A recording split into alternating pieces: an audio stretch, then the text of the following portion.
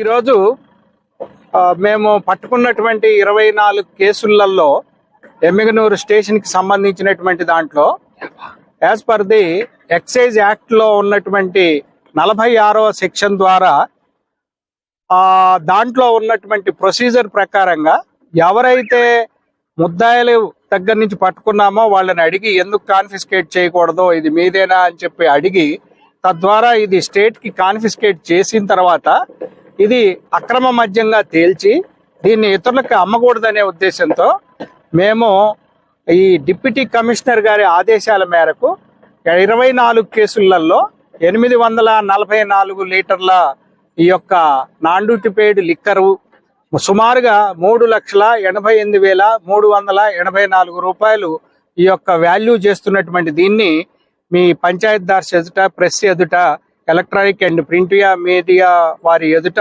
ఈరోజు అన్ని కూడా లెక్కింపు చేసి నశింపజేయటం జరిగింది. ఇది ఈ విధంగా మేము పబ్లిక్ కి హెచ్చరించేది ఏంటి అంటే, ఒకవైపున మీరు ప్రజా ఆరోగ్యాన్నే ఖరాబ్ చేయకుండా ఈ యొక్క సమాజాన్ని కూడా మీరు ఇబ్బంది పడిచేస్తూ ఈ యొక్క సెల్లర్స్ ఈ యొక్క సమాజాన్ని హీనపరుస్తున్నారు.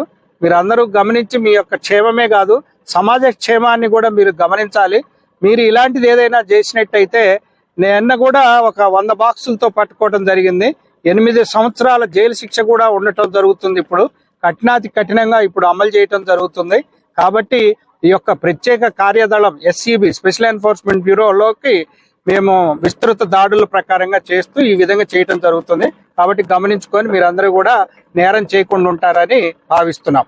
ఓకే, అందరూ కూడా. నా పేరు రవికుమార్, నేను ఎన్ఫోర్స్మెంట్ సూపరింటెండెంట్ కర్నూలు. ఓకే.